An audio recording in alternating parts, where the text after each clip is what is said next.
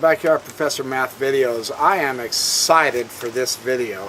I'm going to show you the relationship between the distributive law of algebra and factoring, which is the bane of algebra students. None of us liked to factor. Factoring sucks. It's difficult. Oh no! And I know I'm going to sound like a broken record, man, but I am not kidding you when I say everything I'm showing you in my videos so far is designed to make it easier to solve. Oh, hey, there's a beautiful canary. Hello, beautiful. Let's say we're given 4 times a. This is the conventional way to write it. This is simply 4 times a. What we're doing is we are distributing this 4 into what's in the parenthesis. In this case, we only have one term in the parenthesis, the a. So this is simple. This is simply 4a. We are combining 4 to a through multiplication. This is 4 times a. Okay? The combined unit is 4a. To factor that, you simply separate it. 4 times a.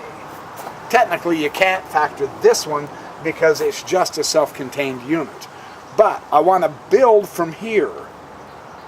The idea of distribution is to put separate items, to put separate terms together.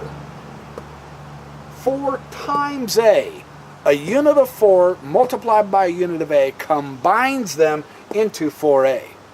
The idea of factoring is we're going to take something apart. I mean, come on, as kids, weren't you curious how that radio worked? Didn't you want to find the little men and women in that silly little box? Didn't you take apart a radio? You know, you take it apart. That's all we're doing with mathematical expressions.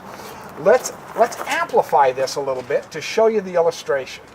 4 times a plus 1. Now we have a variable with an operation with a numerical coefficient, with a number. This is 4 times a plus 1. To distribute it, we combine all the terms. And we do this one at a time. 4 to a and 4 with 1. So 4 times a equals 4a, and 4 times 1 is plus 4. So the answer to 4 times a plus 1 is simply 4a plus 4. If we didn't have that part of the expression, and we had this, and you wanted to take it apart, you factor it, you look for the common factor in the terms. Piece of cake. We look at that and we say, well, it's obviously a 4. Yeah, so take that out. We take out the 4. What are you left with when you take 4 out of 4a? A. What are you left with when you take 4 out of 4? 1. And when you look at this term, it's the exact same thing as your original term. The original term, you put it all together, you distribute it, and you get this. Then when you factor it, you take it back apart, you get your original expression. That's the relationship with distributing and factoring. This works with 4 times a plus 2 also. It works with any of the terms in the parenthesis. 4 times a is 4a. 4 times 2 is 8. And there's your distribution. You have put the separate pieces together in a new expression. If we need to simplify so that we can solve a problem, we have to factor So let's factor this out. What's the common number here? 4. We pull out a 4. When you take a 4 out of 4a, you're only left with a. When you take a 4 out of 8, you're left with a 2, because 2 times 4 is 8. But you've pulled this apart. You have factored out 4. This expression is exactly the same one as we started with. It's like, you remember, add. To undo addition, we subtract. Right? When we multiply, to undo multiplication, we divide. To undo division, we multiply. To undo subtraction, we add. Well, to undo distribution, we put it together. To undo that, we factor something out. We take it back apart. Distribution is the opposite operation of factoring. And factoring is just taking apart what has been distributed. Now, this is a huge breakthrough for me. Once I saw that, once I realized, holy cow, that's all factoring is, then it became very, very powerful. This can become one of the absolute most powerful ways to solve equations without question. What if we expand this just a little bit? What if we expand this to 4a plus 3 minus 1? Now we're getting a bigger and bigger grouping of different numbers, but it doesn't matter. It's not any more complicated. We just have an extra step.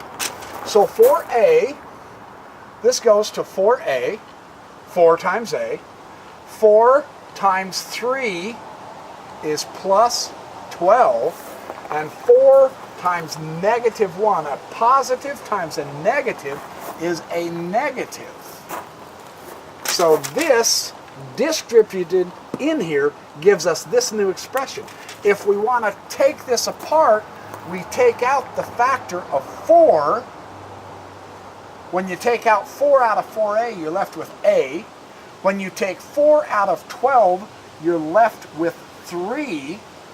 And when you take 4 out of negative 4, you're left with negative 1.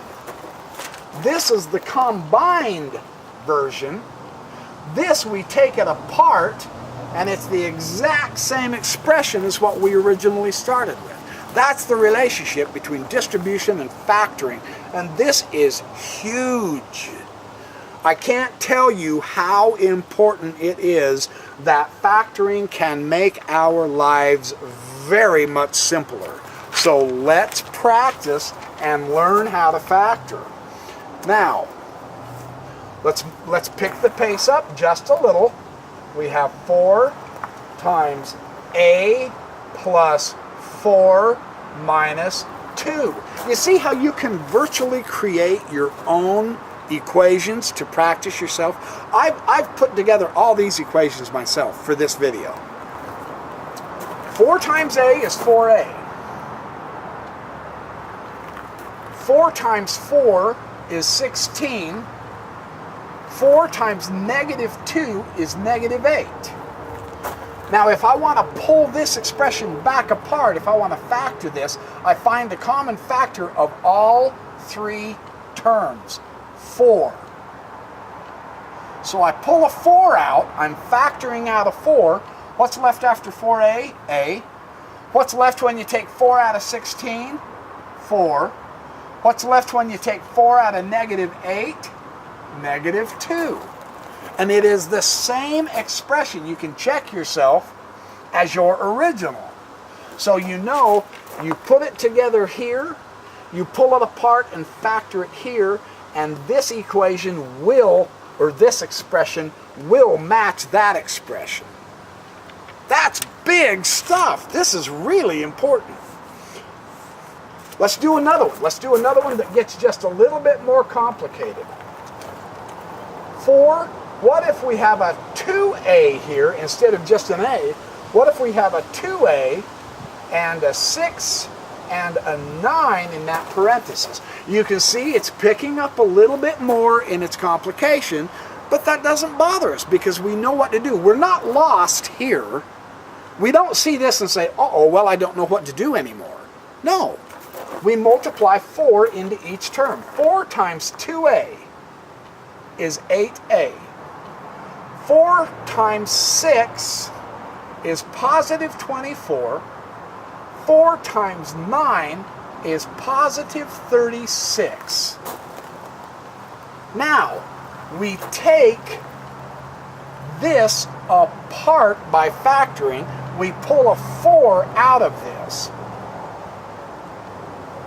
What are you left with when you pull a 4 out of 8a? 2a. Because 4 times 2a is going to equal 8a. So you know 8a can be broke apart as 4 and 2a. What are you left with when you take 4 out of 24? You're left with 6. Because 6 times 4 is 24. 24 taken apart can be 4 times 6. What are you left with when you take a 4 out of 36? You're left with 9. When you look at this expression, 4 times 2a plus 6 plus 9, this is the factored expression, and there it is. This is the factored expression, and this is the combined expression. You can put it together, and then you can take it back apart. Factoring is just the opposite of distribution. This is really cool to know. This is very, very helpful for us to know. Now it can get even more complex. Not more difficult, just more complex. What if we have 4 times 3a plus 3b and 9c? Now we have the expression in the parenthesis that has a numerical coefficient and a variable with each term. But it doesn't change how to solve it. It's not any more complex, difficult, or impossible. We simply distribute the outside term into each of the terms in the parenthesis. The same principle. So let's do that. 4 times 3a is 12a. 4 times 3b is 12b. And 4 times 9c is 36c.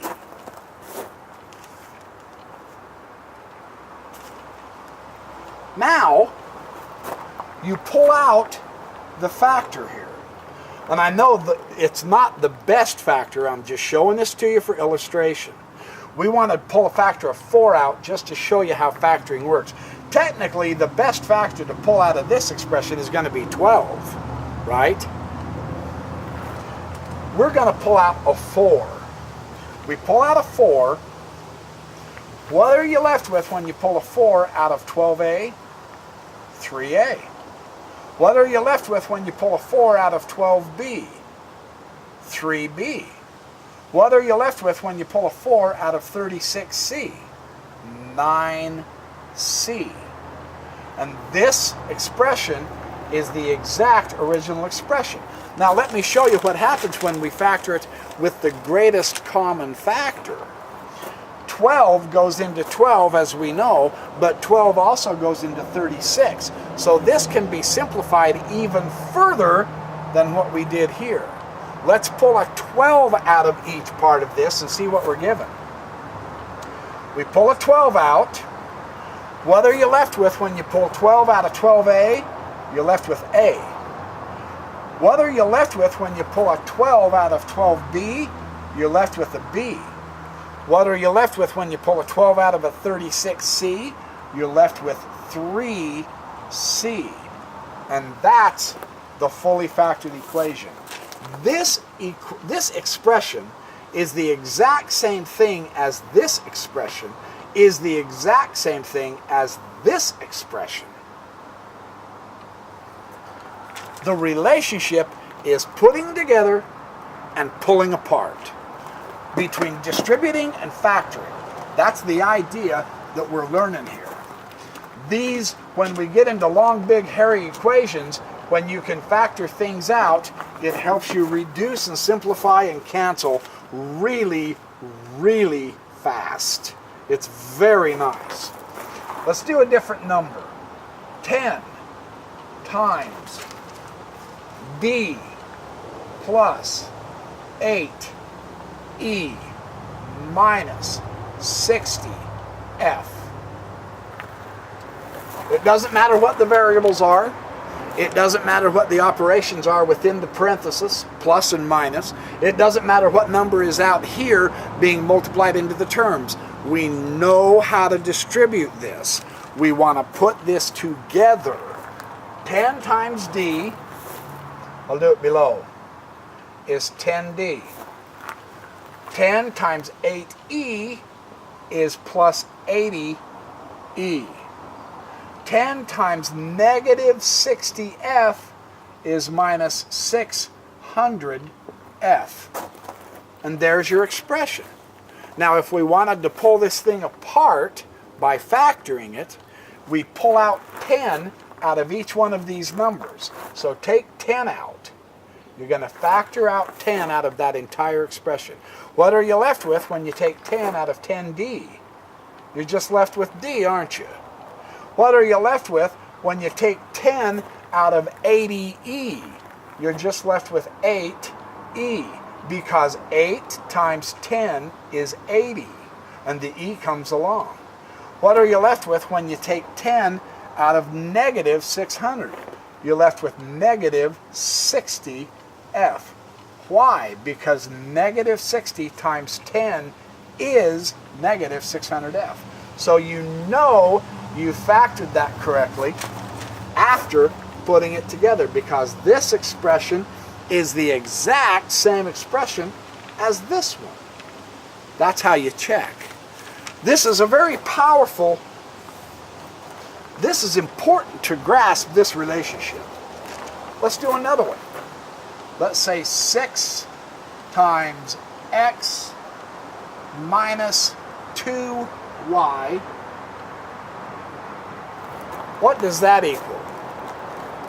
Well, 6 times x is 6x. Would you agree with me? I hope so.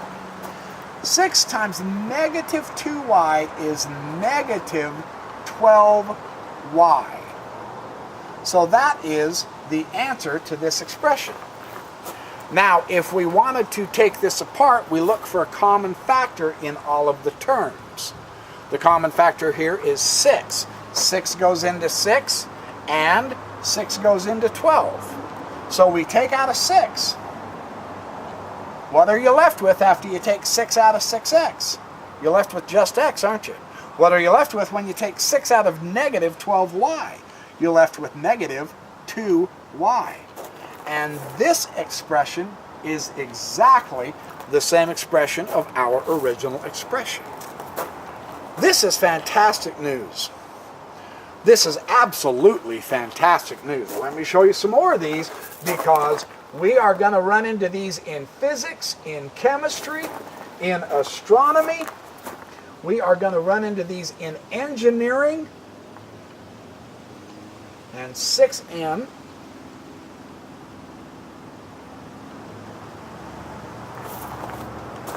How do we do this? Again, it doesn't matter whether it's a combined numerical coefficient with a variable. You can have a variable all by itself. You can have a combined. You can have simply a number. It doesn't matter. The distribution works the same way as the factoring. 15 times 3m is going to equal 45m. Right? 15 times 3 is 45. 15 times 6n is 90n. Right? 15 times 6 is 90n. So this is the combined part. Now we're going to factor it again. If we take 15 out of this, what are you left with from 45m? 3m. You take 15 out of 90n, and what are you left with? 6n. when you look at this expression, it's the exact same thing as that one. So you see, it's no longer intimidating to have to work with parenthesis, with multiplications, with various terms in a parenthesis, with different operations of plus, addition, subtraction, division. It really doesn't matter. The operations are the same. We put something together, and what we put together, we can certainly take back apart. That's all factoring is. This is spectacular to know. This is so strong that as we get into solving linear equations, solving inequalities, as we get into graphing, as we get into much more stuff, you will see how absolutely fabulous this is. 7 times a minus 7. And after what we've just been doing, you look at this and you say, this is a piece of cake. Is this a trick question? Nope, it's just algebra. 7 times a is 7a. 7 times negative 7 is negative 49. Ta-da! We want to take this apart. What's the factor? 7 and 7. So we take out a 7, we're left with just a. We take a 7 out of negative 49, and we're left with just 7, because negative 7 times 7 is negative 49. So when we take a positive 7 out of a negative 49, we're left with a negative 7, and that expression is the same expression there. So you know you've done this right. Piece of cake.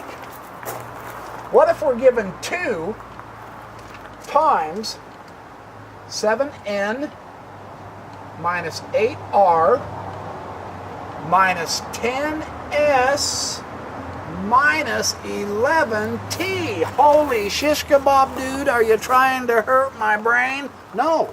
Let's look. We're gonna find equations that can be a mile long, and we're gonna be able to solve them. Same principle. Distribute it in. Put this thing all together. 2 times 7n is 14n. 2 times negative 8r is negative 16r. 2 times negative 10s is negative 20s. 2 times negative 11t is negative 22t. Whoop. And that's the combining. This is the distributing of all of that. Now if we decide, well, we want to take this thing apart and look how it ticks, take the 2 out. When you take 2 out of 14n, what are you left with? 7n, because 2 times 7n is 14n. When you take 2 out of 16r, like we've done, what are you left with? You're left with 8r. When you take 2 out of 20s, what are you left with? 10s, negative 10s. When you take 2 out of 22t, what are you left with? 11t. And that expression is the exact same one as your original expression here. That way you know you factored it correctly. The way to do that is multiply all of this back together and see if you get that number again, right? It's that simple.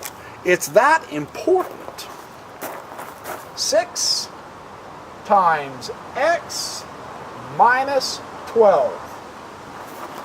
You go, holy crap, I can't do that. That's too easy. 6x. We want this to become so familiar with us, we can do this in our sleep.